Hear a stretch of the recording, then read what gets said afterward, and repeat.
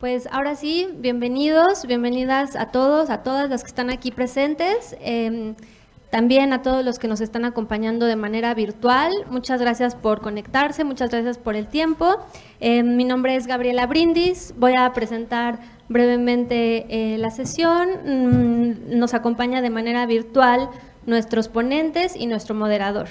Entonces, vamos a comenzar. En representación del Digital Transformation Center, implementado por la GIZ por encargo del Ministerio Federal de Cooperación Económica y Desarrollo alemán, el BMZ, les doy la más cordial bienvenida a esta sesión.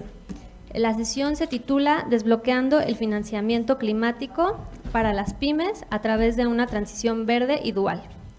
Nos acompañan de manera virtual, conectados, la señora María Angélica Pérez López, directora de Innovación y Competitividad Empresarial del Instituto Yucateco de Emprendedores, IYEM. Muchas gracias por acompañarnos desde Yucatán. También nos acompaña el señor Milan Rusnak, experto en jefe en banca y finanzas de Exvalis, desde Suecia. Muchas gracias por acompañarnos. Nos acompaña también el señor Ji-Woon Park, asesor en inversión y digitalización del International Finance Corporation, IFC, desde Washington. Y mi colega Juan Carlos Mendoza Reyes, asesor de clima en el Digital Transformation Center de la GIZ, como nuestro moderador desde Panamá, ahora anda por allá. Entonces, pues muy bienvenidos a todos y Juan Carlos, te cedo la palabra, por favor. Muchas gracias, Gaby. Gracias por hacer la introducción, presentación de esta sesión que se antoja muy interesante. Es un privilegio y un honor tener a la experta, a los expertos que nos acompañan esta mañana para platicar de un tema pues tan importante como es la vinculación entre las pymes, el financiamiento climático y la transformación digital. Bueno, pues me voy a permitir hacer esta pequeña introducción en español. Como ya lo avisó Gaby antes, vamos a tener cambios entre español e inglés para poder recoger las ideas de nuestros ponentes. Pues me gustaría simplemente comenzar diciendo que los procesos de transformación digital se han ido colocando en el contexto empresarial global y en el contexto empresarial mexicano de manera paulatina, pero muy importante. Este proceso coincide con el tránsito de México a una industria cada vez más conectada a través de medios y procesos digitales. Para darles una magnitud de esto, este tránsito recae en muchas empresas, pero las pymes juegan un papel muy importante en ellos. Solo las pymes representan más del 90% de las empresas en México y, sin embargo, solamente el 5% de estas están plenamente digitalizadas.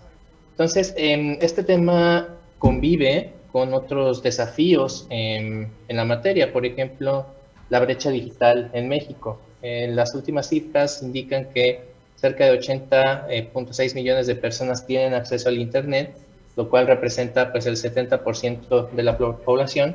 Sin embargo, pues esta cifra no es igual en entornos rurales que en entornos urbanos.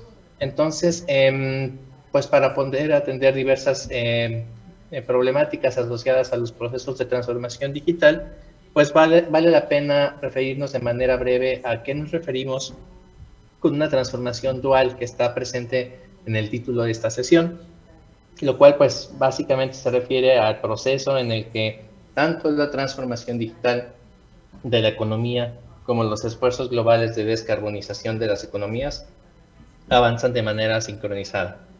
Entonces, pues el interés de muchas pymes por atender este proceso de transformación requiere aún diversos puntos de atención y por eso es que pues nos hemos propuesto realizar esta conversación que tiene tres objetivos principales. El primero es explorar cómo las herramientas digitales inscritas en este proceso de transformación digital sustentable pueden contribuir al desarrollo de las pymes, a ayudar a identificar oportunidades de inversión relacionadas con la acción climática y la sustentabilidad.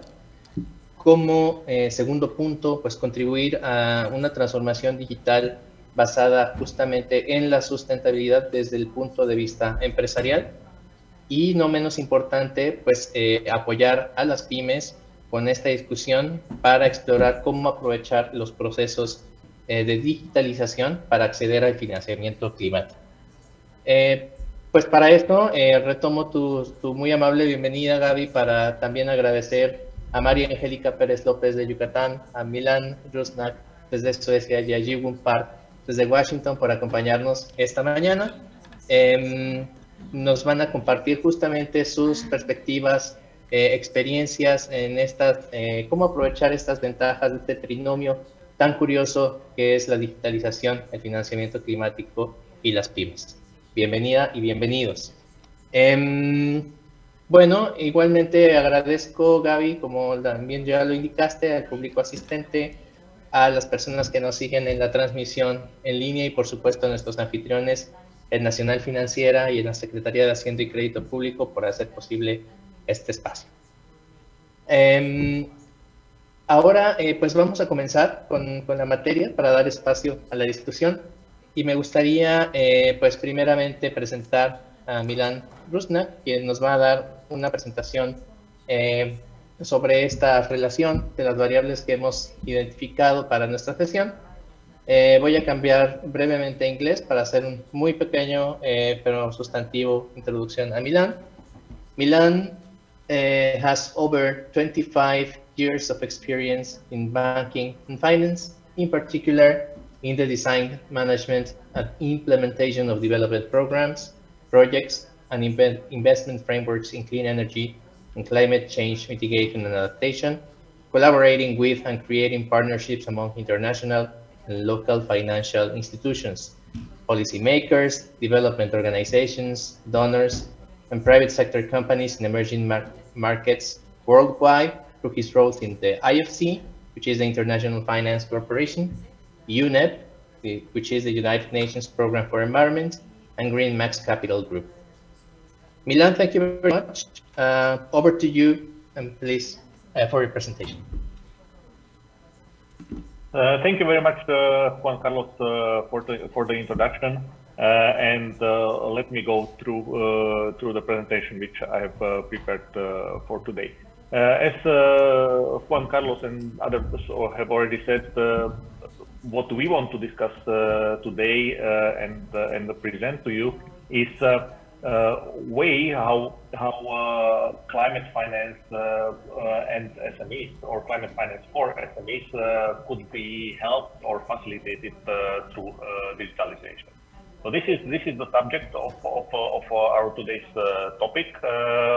This is more of an exploratory from our end. So we are coming with some ideas we have experienced in these sectors, and we are trying to figure out through this session basically how to move the agenda forward. Very quickly about X-Wheelies. As Juan Carlos already said a bit, but we are working with a lot of international players and organizations in net zero transformation, sustainable investing and finance, as well as in the digital transformation. So we have experience in this area globally, and we are trying to share some of this experience also here today. Let's go into detail. What are we trying to say here today? So there are a couple angles which I would like to share. First of all, the subject of today's presentation is specifically focusing on SMEs. That is one angle of this, and how or what role do SMEs play in green transformation. This presentation is specific to Mexico. However, this is relevant globally as well. Second angle to this is that, as you probably know, and I've been working in this area for a long time, there is a lot of local or global efforts that are trying to help SMEs in pushing towards green transformation. However, what I have seen so far is that this has not always been translated into the original expectations. So the efforts are there, the financing is there. However, it is not that easy to actually achieve expected impact with the SMEs. And this is the case in Mexico, but this is the case pretty much anywhere as I have seen. Going deeper, there has been a survey done which was trying to analyze or understand the reasons SMEs are doing or undertaking climate action or transformation, green transformation. And if you see on the screen, 80% of them do it because it is the right thing to do. 73% to enhance their reputation, 65% to differentiate from competitors. When I look at these outcomes and these percentages, I already am starting to see where the problem is. Because if you look at these numbers and these answers, basically they are showing that the angle how SMEs view climate action and green transformation. And what I would like to see ideally would be different answers in this. And this is also partially probably answering us why the climate action and the green transformation within SMEs has not been so strong. So if we go further, a few facts about the SMEs in Mexico. So what is important to understand is that, and as everybody knows, 95% of businesses in Mexico are actually SMEs. 70% of jobs are in SMEs, and they contribute to 52% of GDP. So the role in Mexico, but as anywhere else of SMEs, is significant and contribute significantly to the overall economy of each country. When we look at the climate impact, they contribute to 12% of national greenhouse gas emissions. And what is important is that this 12% of the GHG impact, as to significant extent, has not been or it has been untapped so far. So it is still there, and there has not been that much success in actually achieving any significant green transformation. When we add the third angle into this, which is the digitalization, there are actually some good news. So SMEs in general view, and you see the 93% of SMEs view digitalization as a positive thing, which can actually help them improve in managing and running their business. So overall, the attitude towards digitalization is good. Some more data now, looking at the barriers from the survey. Which are the barriers that SMEs see when we talk about climate finance? And when you look at the answers, first of all, the largest one, lack of skills and knowledge. And if you look at the bottom one, tools for measuring and monitoring. So these are the biggest issues which the SMEs view from their perspective. But also, if you look at the other answers, then you see lack of funds or poor insufficient financial support, and lack of time. So basically, if I translate this to what this really says, is that the businesses don't have the knowledge, don't have the money, and don't have the time. This is how they perceive their barriers. These are the answers which they come up with, which actually again gives us kind of an answer. So why is the green transformation not getting so much traction? Well, this is the answer, right? Because they don't have time, they don't have the knowledge, and they don't have money. So if this is the case, then of course the situation is as it is. So now, so this was the outgoing situation. Now the question is, how can we, or what can we do in order to move from the theoretical potential? So there is a theoretical potential for the green transformation, which given their carbon footprint SMEs have, but how can we translate this into real action? So that is the question which I would like to discuss further. And our idea how this could be helped is through digitalization. Because if you look at the universe of SMEs, and if you look at the nature, how the business is done, we are essentially dealing with a lot of fragmented information, which in order for us to be able to tailor or build certain action which is going to go towards green transformation, all this data needs to be processed in some way, structured and directed in a certain desirable way. So we believe that basically the digital tools and infrastructure could be a tool how to connect the two dots, the climate finance, and link them to SMEs. So thinking about this in terms of a process, I have put three steps into this, how to basically try to analyze the situation.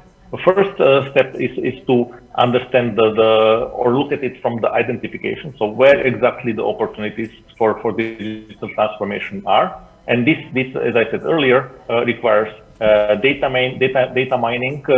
Since again, we are talking with a significant amount of data, and this can be significantly helped with the information that can be gathered through digital payments, for example. So that is on the identification side. Second step towards this is structuring. So since SMEs are so fragmented, since they are involved in different types of activities, there is not one solution that fits all. That's why the SMEs need to be broken down into certain clusters, and certain solutions have to be developed for them, which apply to them as on a group basis. And once this structuring is done, we can move towards the financing. Because first of all, we have the data. Second, we know what kind of solutions we would like to bring. Then at the end, we can start talking about financing. What is the best financing solution that is going to help SMEs in achieving their green transformation? So when we talk about data availability as one of the components, we are talking about 4 million SMEs in Mexico, 97% of under 10 employees. Of course, all kind of businesses you can imagine, all kind of sectors, very fragmented, lot of data that is unrecorded, which of course is the challenge. In terms of barriers, access to data in terms of the energy and the GHGs is not, of course, not perfect. The use of digital payments, which would give us certain intelligence about this, again, is not as far as we would like to see it. SMEs, by nature, always have more difficult access to finance than bigger corporations, so they face another challenge on that side. And then, of course, again, looking at the nature of SMEs, there is a big component of informality. There is the use of cash, which is significant, all of which makes it difficult to collect all the necessary data. When we talk about the solutions, I believe that what needs to be done is to come up with sector-specific solutions. So for this type of businesses, these are the green solutions which are going to help them in green transformation. What is not so useful and so helpful is to come with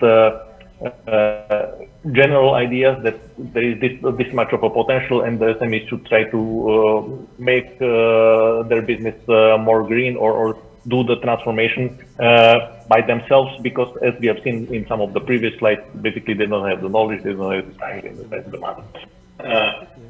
Second, when we talk about after we talk about solutions, we also need somebody to bring the solution. So the solution providers. And these are basically the businesses or the green tech businesses that are involved in solutions themselves, that can deliver the technical solution to a specific opportunity. Then there is a room for engagement with, for example, with the industry associations, where standardized technical and financial solutions can be developed. And of course, there is also room for policymakers, because again, we are talking about millions of SMEs. So certain efforts on the policy side could help also in trying to sort out through all this data and all this information, or could help to collect some of the information. So at the end of the day, as I said, we have large amount of diversified data, and we believe that the digital tools is probably the way how to first identify viable opportunities for green transformation, and second, deliver them to SMEs or to the client. Very quickly, I will share some thoughts about the digital tools that SMEs use today. So I split them by function. On the left side, you see sales and marketing function, which is what most SMEs use today. So basically outreach to their customers through Facebook or WhatsApp or Messenger or this kind of channels. This is what is mostly used today. But then there are other functions. There is the financial function, digital payments, digital banking, which in some places it is developed, in some places not so much, but that's another tool which SMEs can use. Then on the bottom, internal financing functions such as accounting, invoicing, or even carbon footprint calculators, which is relevant for our topic today. And then the last group in terms of the function are administrative, so digital documents, signatures, which are the tools basically that make the business paperless, to make it more efficient, make it more accessible and easier to do.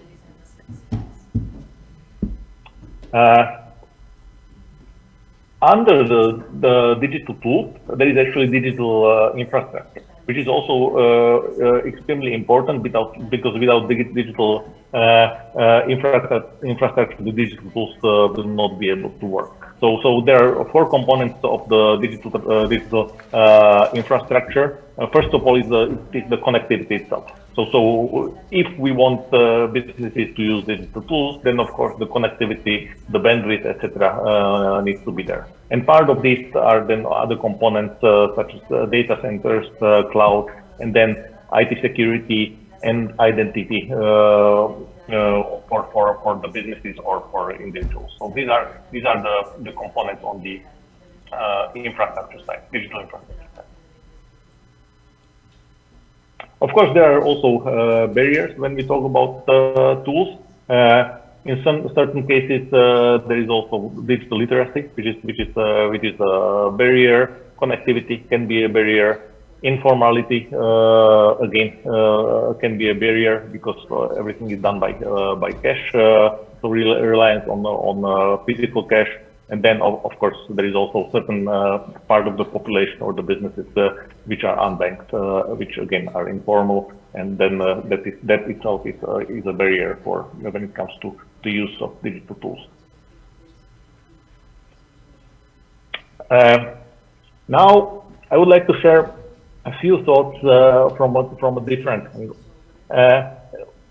In the center, we have SMEs, which we would like to be the beneficiaries of the digital transformation, and which are the ones that need to perform the action at the end of the day.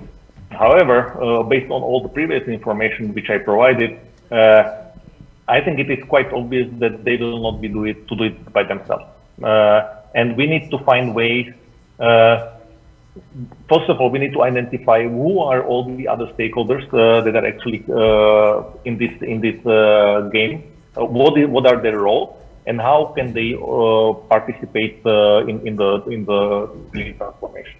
So there are three big groups which I have identified. First is the policy side. So definitely there are the policy makers which have ways how to influence the regulatory framework for SMEs. Then we have the financial institutions or fintechs which provide the finance to SMEs, and then we have finally the green tech businesses, consultancies, technical experts, which also provide the knowledge or technical solution. So all of these basically have to work together with SMEs, and perhaps create the framework, create tools, create solutions for them, so they are able to actually implement it for each of the SMEs. Excuse me, Mr. Yeah. We have only 30 minutes left, so I don't know how much. I think I have one more slide. Okay, great, thank you. Yeah. So based on what I had this in my slide, which is basically showing the way forward, what needs to be done, and what needs to be put in place for us to be able to move forward. So first of all, what needs to be done is the engagement with policymakers. How can they contribute and help in these efforts? Second is to explore readiness or engagement with the financial institution or the fintechs. Are they interested in this agenda, in this subject? Are they willing to participate? Then it is the partnership. Then we need to explore creation of partnerships between the financial institutions and green businesses to develop standardized, replicable, and scalable solutions. Because again, we are talking about 4 million. There is no way that the banks, for example, will be able to deal with each SME individually and try to figure out the solution. That's why we need standardized solutions that will be put in place. And finally, the last bit of this is to explore the level of the digital tools that are in place and how they can help us today in Mexico. So that is all from my end at this point. I'm now ready if there are any questions, or Juan Carlos, you can probably take it further and for the discussion of the panel. Thank you for your attention. Al contrario, muchas gracias. Gracias, Milán, por tu presentación. Nos pones temas importantes para empezar una discusión. Me da mucho gusto también saludar a María Angélica y al señor Jikun Park. Y por supuesto, Milán, más bien compartirnos tus reflexiones sobre este tema. Y bueno, pues para dar inicio a la discusión, me gustaría, pues primeramente, lanzar una primera pregunta sobre pues el papel justamente que tienen estas herramientas digitales para las pymes y apoyar sus actividades, operaciones. Creo que ya has mencionado, Milán, varios de los aspectos que son pues críticos para que este uso de herramientas tiendan a la sustentabilidad, a la acción climática, pero creo que las experiencias nos pueden dar más luz sobre qué exactamente pueden hacer estas herramientas para contribuir a ese proceso. Entonces, me gustaría mucho empezar con el señor Ji-Woon Park, para conocer, basado en su experiencia con los mercados, procesos de políticas para el desarrollo digital a nivel internacional, cómo visualiza el apoyo que estas herramientas digitales pueden brindar a las pymes. Adelante, señor Ji-Woon Park. Thank you, Juan Carlos, for the question. Please let me know if I have a background noise, and I'll. It works perfectly fine. Can everybody hear me okay? Yeah. Perfect. Yes, so digital tools, let me start with the digital tools supporting SME activities and operations. Digital tools are fundamentally changing the way SME operates and offering opportunities to improve productivity and reach new markets and streamline supply chains and reduce environmental impact. Key elements of these tools include cloud-based services and mobile technologies, Internet of Things, and artificial intelligence. In particular, enterprise resource planning system, such as SAP and S4HANA, can be instrumental in helping SMEs manage their operations more effectively and sustainably. With features that enable businesses to track their carbon footprints, water usage and waste generation, ERPs are not only, help SMEs make more informed business decisions, but they also enable them to demonstrate their sustainability credentials to customers, investors, and regulators. An example of IFC's investment in digital tools for SMEs includes one Kenyan firm in Kenya. It's called Cellulant, Cellulant, Cellulant. They're a digital payment provider that relies heavily on ERP systems for its operations. The firm is improving the efficiency of payments and fostering a cashless economy, which is crucial for economic growth and sustainability. Muchas gracias, señor Ji-Woon Park. Muy interesante, porque justamente vemos que hay distintos contextos a nivel internacional de cómo pueden estas herramientas trabajar con este sector de pymes. Y pues retomando lo que comentaba Milán, no hay una solución aplicable para todos los contextos, ¿no? Entonces, con esto en mente, paso contigo, María Angélica. Muchas gracias por acompañarnos desde Mérida. Y sabemos que Yucatán es un estado que pues trabaja de manera muy fuerte y decidida en el tema de apoyo al emprendimiento y a las pymes, y por supuesto en materia de digitalización. Entonces me gustaría, María Angélica, preguntarte si nos puedes platicar un poquito más justamente, ¿no?, en qué están trabajando en Yucatán, y pues cuál es tu perspectiva sobre la utilidad de estas herramientas digitales para el sector empresarial. Claro que sí, Juan Carlos, gracias, y saludo también a mis compañeros panelistas. Creo que Milán ha comentado muy estructuradamente la importancia y el contexto sobre el cual se desenvuelve la digitalización en las pymes. Justamente entendiendo eso, aquí en Yucatán hemos trabajado en esas tres fases, ¿no? En la parte del conocimiento, en la parte de la apropiación, en la parte de la instrumentación, ¿no? Creo que son los tres canales.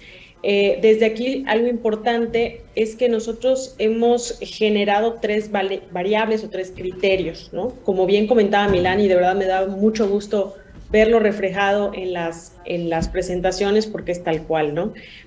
Primero que nada, entender que la digitalización no es para todos de la misma forma. Creo que eso es muy importante, ¿no? Entender que tenemos que dividir por sectores, por madurez empresarial y por interacción con las cadenas de valor. Para nosotros eso ha sido la guía.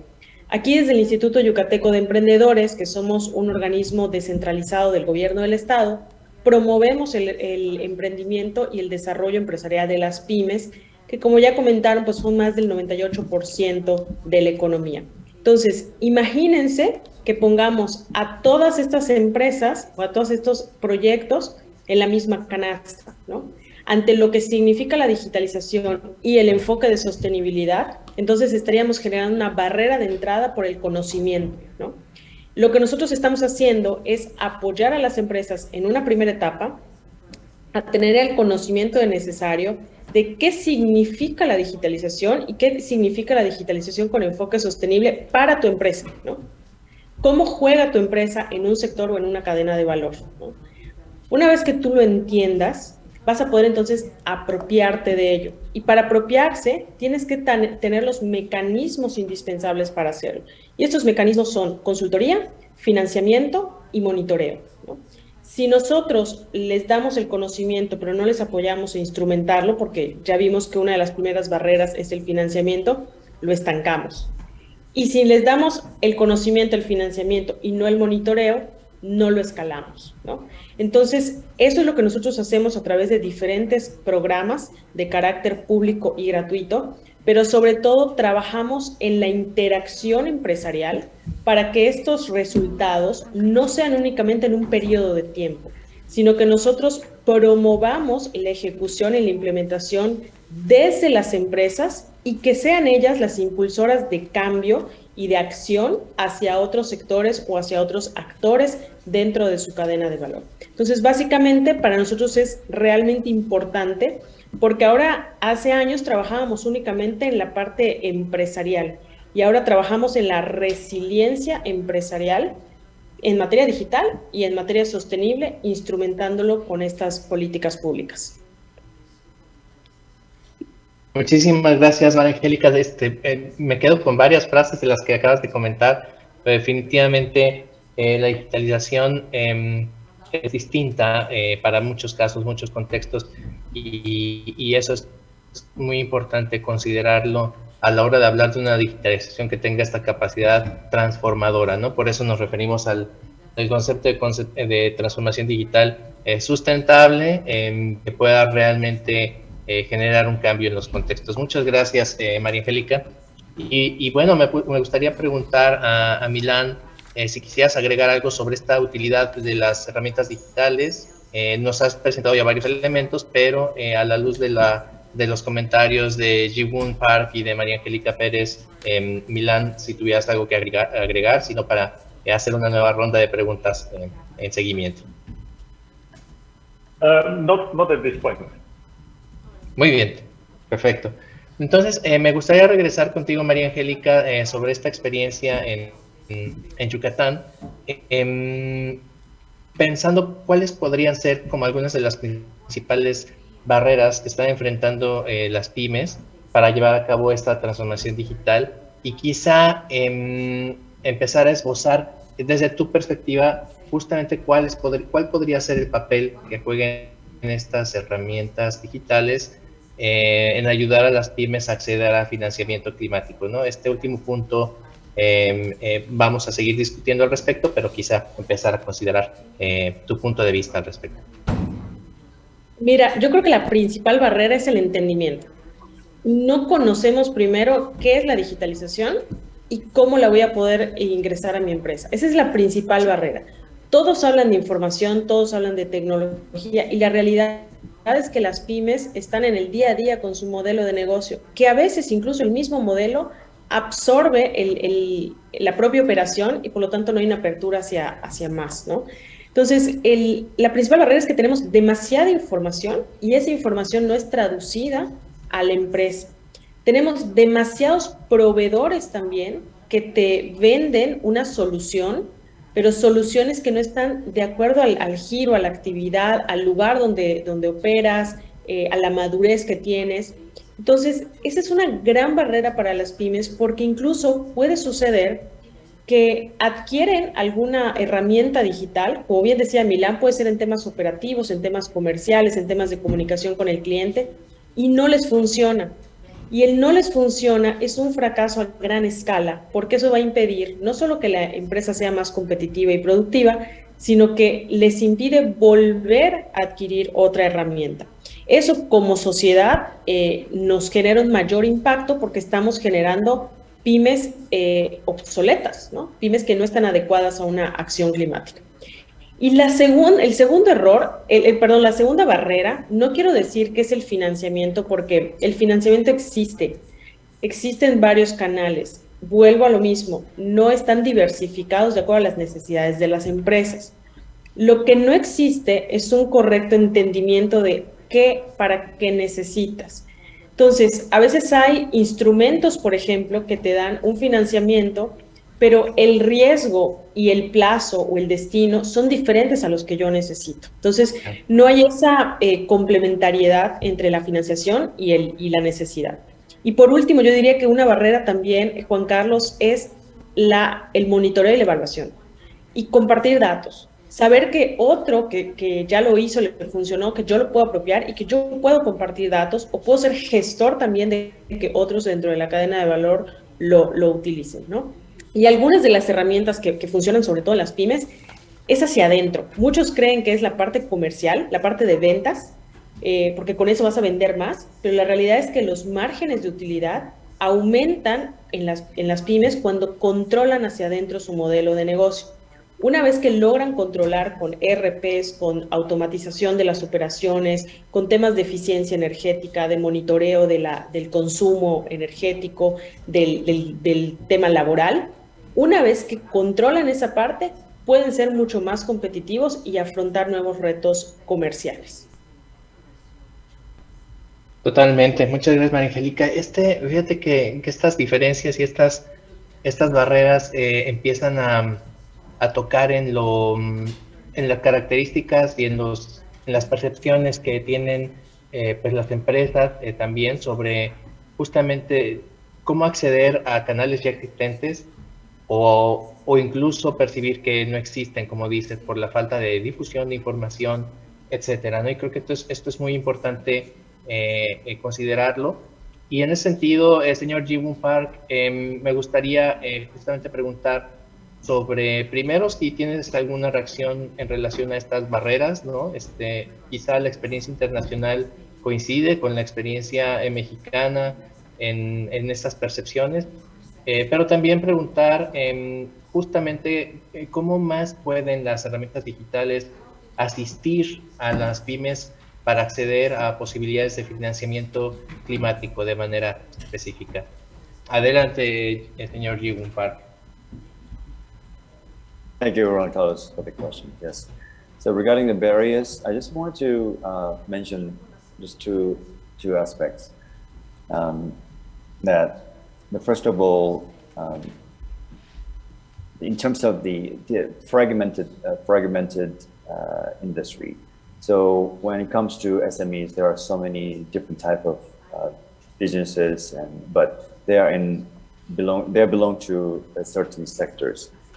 When it comes to operating a business, always a sustainability consideration comes after your profitability. So when you install certain infrastructure within SMEs, even if it's a small operation, for example, a data center or a smaller server site, you don't think about all integration of how you can optimize, you can be efficient in terms of your operation for sustainability and green. You can definitely adapt digitalization into your business, but it doesn't necessarily guarantee your sustainability. So you have to kind of vertically manage really well to achieve the sustainability result by adopting your digital tools into your business. So the defragmented desires and fragmented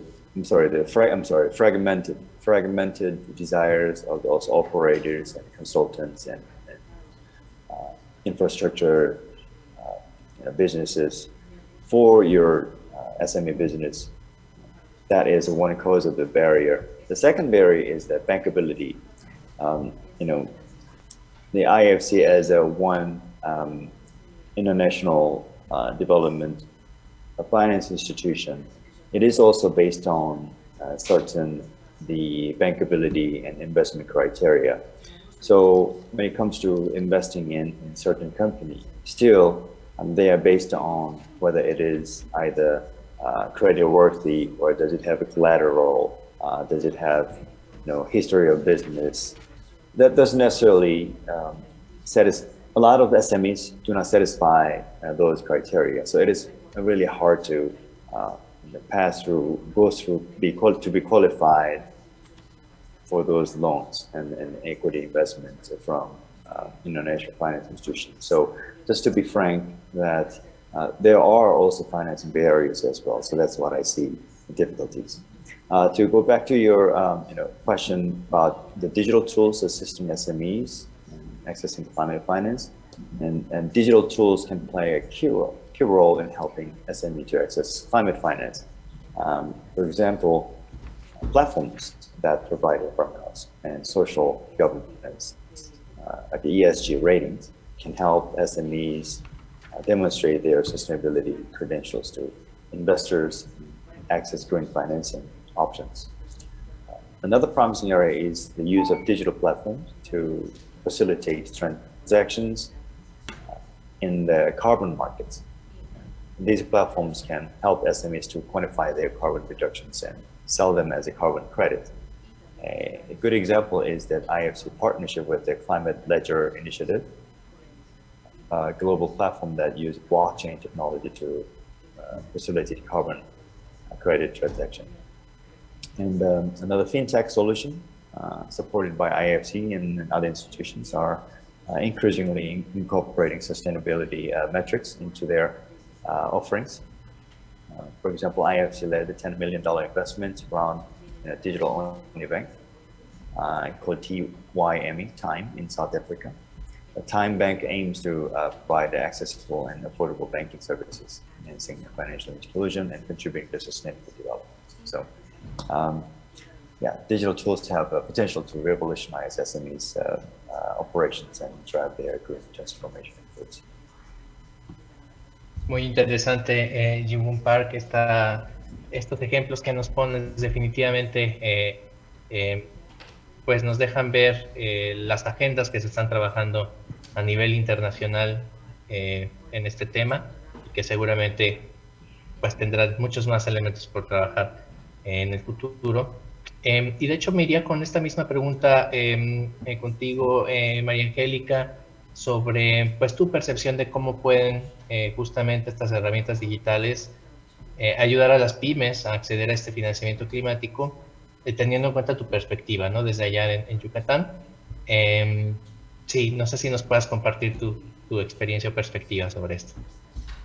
Sí, yo creo que lo principal que te dan las herramientas digitales en general es análisis, ¿no?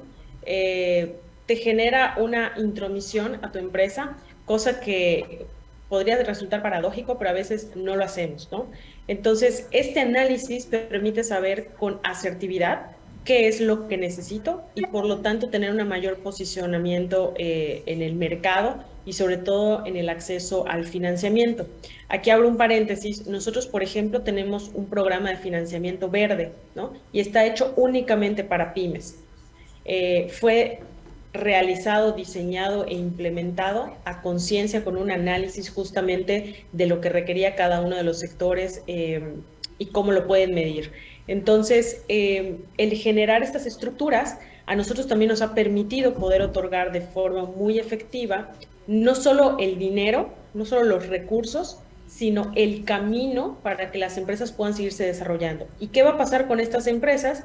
Que cuando terminen este programa o este plazo, escalan a otro programa, ¿no?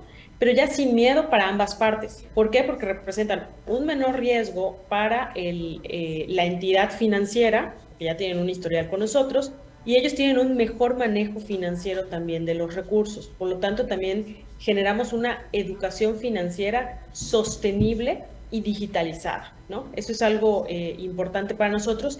Y por supuesto, las herramientas digitales generan sí o sí una mejor posición competitiva de las empresas en los mercados y una resiliencia ante los cambios que puedan tener. Y esto lo vimos a partir y posterior a la pandemia del COVID-19, donde aquellas empresas que han implementado correctamente las herramientas digitales hoy son más competitivas frente a otras que no lo hayan implementado. Absolutamente, y tienes toda la razón. Este es un elemento muy importante, ¿no? Es una coyuntura que nos dejó ver el valor para la competitividad de la aplicación de estas herramientas. Y bueno, pues que nos permite también avanzar en mejorar cómo medimos la madurez digital, hacia dónde va y cómo la orientamos a esfuerzos de sustentabilidad. Completamente de acuerdo, María Angélica. Y retomando tu perspectiva y la de Jim Park, me gustaría preguntarle a Milán sobre enfoques innovativos o plataformas que crees que pueden ayudar o impulsar a las pymes en este sentido, Milán. ¿Cómo aprovechar la digitalización para el acceso al financiamiento climático? Yeah, thanks, Juan Carlos. Yeah, I mean, basically building on the discussion which we had here today and the knowledge which we exchanged, it is clear to me that before I answer your question, it is clear to me that it is actually the lack of knowledge and lack of access to information which is the first and first obstacle in the whole value chain. So. This lack of information and knowledge I see on both ends. I see it on the side of the green transformation and also on the side of digitization. Now, when we talk about this further and we bring in financing into the picture, well, if you look at this the issue logically. First, it's very difficult to come up with a financial solution or financing solution or package if we don't even know at the step one what actually is the opportunity that each particular SME should be trying to benefit.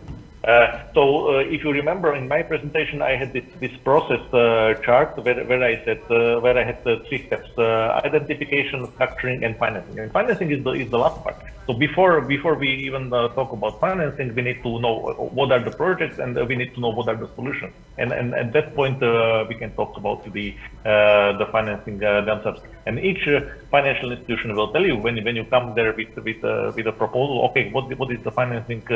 What is the purpose of the financing that you want? What is the impact of the financing that you are contemplating? But we have seen from all these surveys that the SMEs don't have the basic knowledge of what is the ideal green transformation or digitalization solution for their particular business. So we have to overcome that first before we move to the financing. But one more thing I would like to stress is that we cannot really expect SMEs that they will be able to overcome this barrier by themselves. Because every SME, they have their core business. If you have a small pizzeria, then they take care of your pizzeria business primarily. If you have a car repair shop, you take care of that. And you are not going to investigate, what could I do as a small business owner, to make my business more green, or which digital solutions should I be using to facilitate my business. Your core business is something else. So that's why my understanding is that it has to be somebody else who actually will identify what the solutions are for each type of the SME and bring it to the SME. And then, and this could be the role of the financial institutions. This could be the role of the consultants that will say that for your type of business, you have a small store with a lot of refrigeration, for example, a lot of energy use. These are actually the good solutions for you. But we cannot expect that the SME or the bulk of the SMEs will come up with this by themselves. Somebody has to bring that to them, in my view. Excelente, Milán, muchas gracias. Bueno, pues como suele pasar, la verdad es que está avanzando muy bonito la discusión, pero el tiempo se nos ha agotado.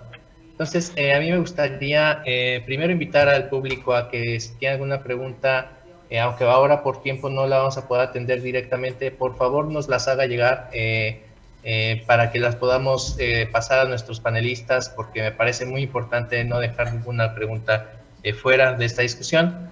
Y para ir cerrando, pues me gustaría hacer un ejercicio muy rápido, muy breve, con cada una de ustedes, con cada uno de ustedes, en una frase muy sencilla, muy simple, decir qué podemos concluir de esta relación entre financiamiento climático y digitalización y o qué paso debemos seguir para que esta discusión madure y siga avanzando.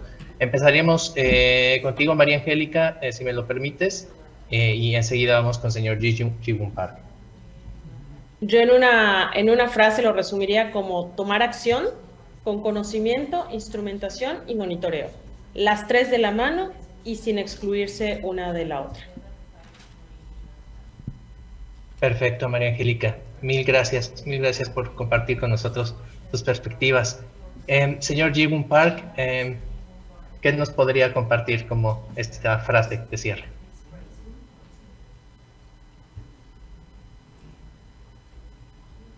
Thank you for the question.